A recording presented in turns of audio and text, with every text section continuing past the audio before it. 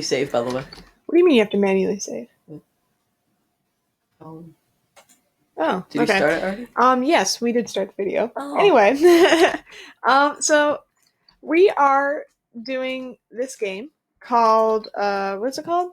It's called Critical Adventure. Yeah, I just thought of it as you were looking it up.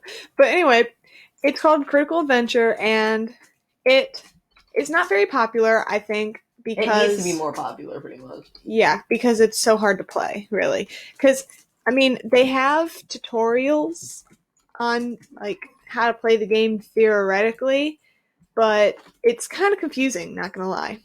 But so basically, we're just gonna go through and kind of talk about the basics of the game, how to play, how to just work the game mechanics, because they're a little bit different from your normal RPGs. So, right. So first is the arsenal to equip stuff. So you have your backpack, which is P. So you click P and you have all these items, but you don't know how to equip them because when you click on it, they will not equip. So how you have to do this is you have to literally stand in the arsenal, then you click P. Yeah, you can equip stuff. You have to stand on this like red thing. To equip stuff, you have to clear all your active items or passive items before you do it. Yeah, so normally like it'll look like this. And so once you're in the arsenal, you click on the item and it'll put it in each. But you can't individually equip stuff. You have to clear all the items and then redo it. Yeah, so if you only have 2 or something, then you have to do it again. And then it's the same with active items. So I've got my passive, and then active is under blue, which I've got right here. And we'll talk more about these items a little bit later. So that's basically your inventory, which is important. Your health, there are these little campfires situated all around the map. If you sit at this campfire, it will heal your health. It heals you, but it heals you. Yeah, it heals like 10% or something every like 10 seconds. So that's how you heal.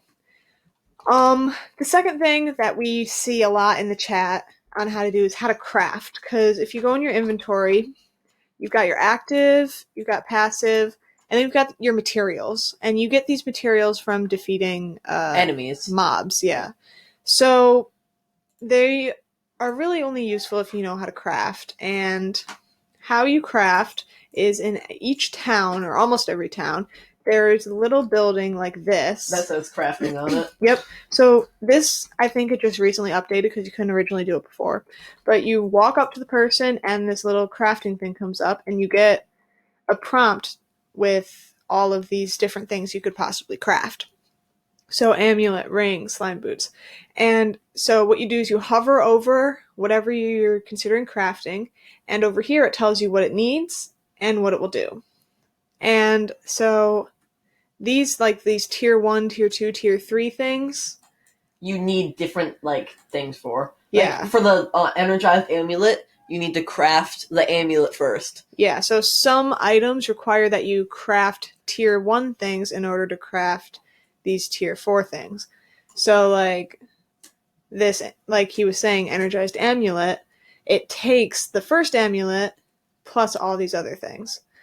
And each one of these does different things, and you get these items from different mobs. Now, more importantly, how to battle. Yeah. You cannot unsheath your weapon, per se, Yeah. until you go into a thing. But first, before you battle, you need to click L and change your encounter mode to public, party, or solo. Yeah, so basically what he's saying there is if you click L, which is down here, it's your attack thing, and you've got this encounter mode. So if it's on solo, it means no one can join your battle. So how you battle in this game is you run up to a mob and you go into a battle area that's only for that mob. If you keep it on solo, no one else can join your battle and help you with these mobs. But if you put it on public or party, it will allow other people to join. We're not exactly sure how party mode works right now. We tried to party each other, but it just ended up glitching. So I suggest just putting it on public. No, they fixed the party thing. They did? Yeah. Oh, then how do you party? What? I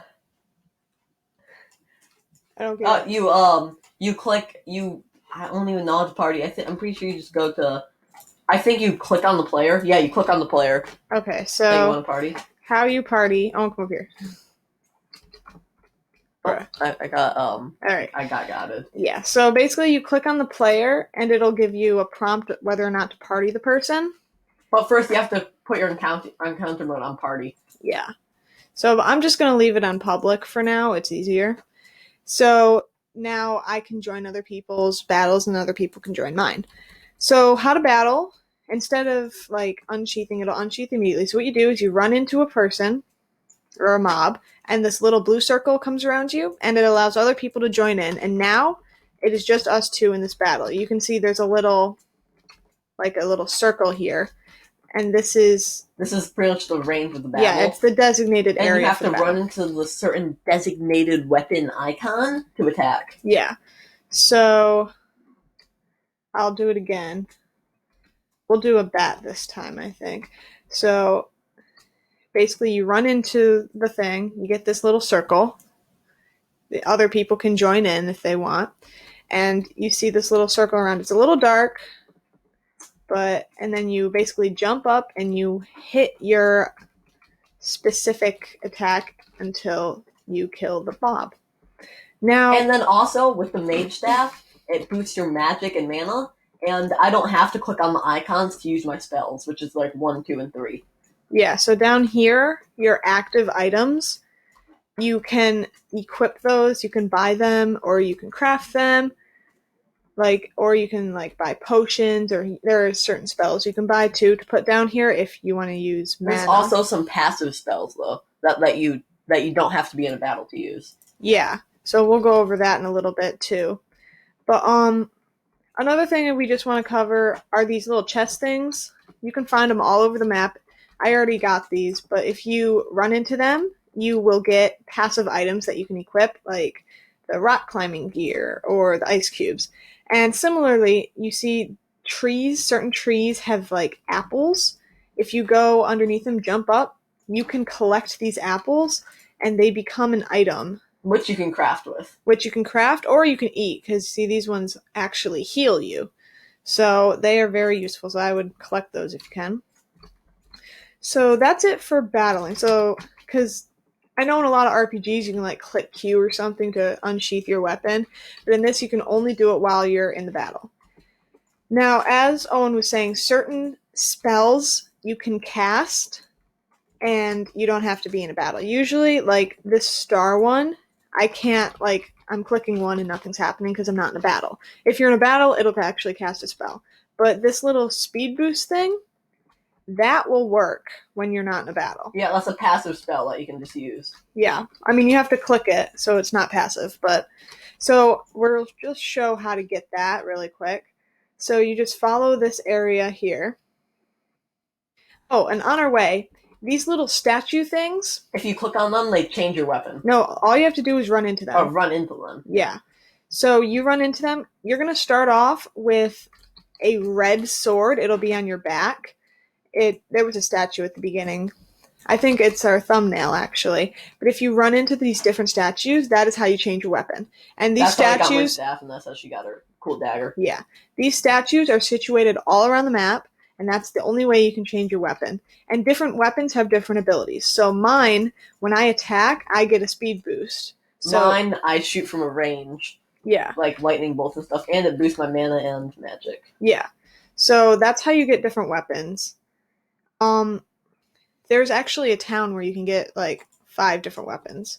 But right here is this the skills and throwables. The blue one is agility, but the throwables are a one-time use.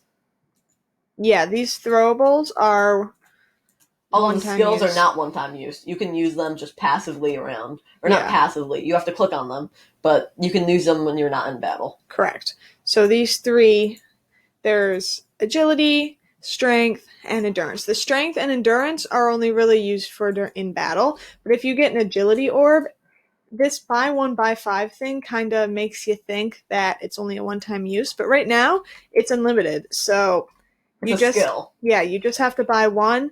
I'd recommend using it even if you are a mage, because it's very useful. Even it's useful just to go around, just to get around, to move. Yeah. But yeah, so you can equip those by going into the arsenal, standing on the arsenal plate, and then clicking P and then going through. And then we talked about crafting, attacking. Oh yeah, stats. So whenever you level up, you get stat points like any other RPG game. And basically, you have to put them into different areas to upgrade your stats. This is very similar to other games. So you click L, or you can click this little sword thing, similar to the encounter mode. And basically, it tells you how many points you get down here. And you can put these points into damage, shield, health, mana, or magic. So what we recommend for beginners, especially because on this area with the mobs and stuff. The swords are very nice for this area. Yeah. You can't get a staff yet, but, Yeah.